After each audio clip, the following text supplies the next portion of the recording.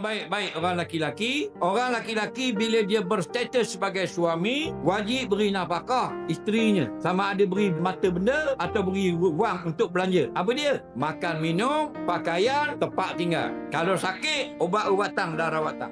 Jadi kalau katalah kita ambil modal senang lah, 2,000 sebulan wajib beri. Ada 2 bulan kita sengaja tak beri, berdosa dan kira berhutang sampai kiamat RM4,000 dengan bini kita. Kalau isteri kita kerja ada gaji dah, walaupun gaji besar pada laki wajib beri juga nafkah tadi. Contoh, gaji bini dia besar sangat, RM80,000 sebulan. Bini dia kontraktor kelas A, buat stadium, buat jambatan. Kalau orang KL berjuta-juta sebulan pendapatan. Laki 800 timbalan JPKK. Contoh, wajib juga laki ni kena bayar makan minum nafkah bini dia sampai mati. Bila halal, isteri melapaskan ucapan, saya halalkan yang abang hutang saya 1 bulan nafkah pada tahun 2019 itu. Baru jadi halal. Lepas tu mana-mana suami ada bulan yang dia tak ingat beri, minta halal dengan isteri. Yang khabar ada itu tahun 2021 ada abang dak wish bulan kan 1,000. Jadi nak minta halal lah. Bini kata, alah kita hidup lama dah tidak halal.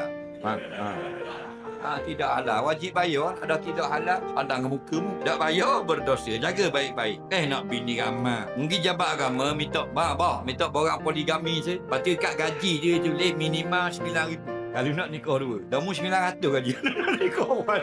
Nikah warna 2. Lo dalam pun ikat ke dawan.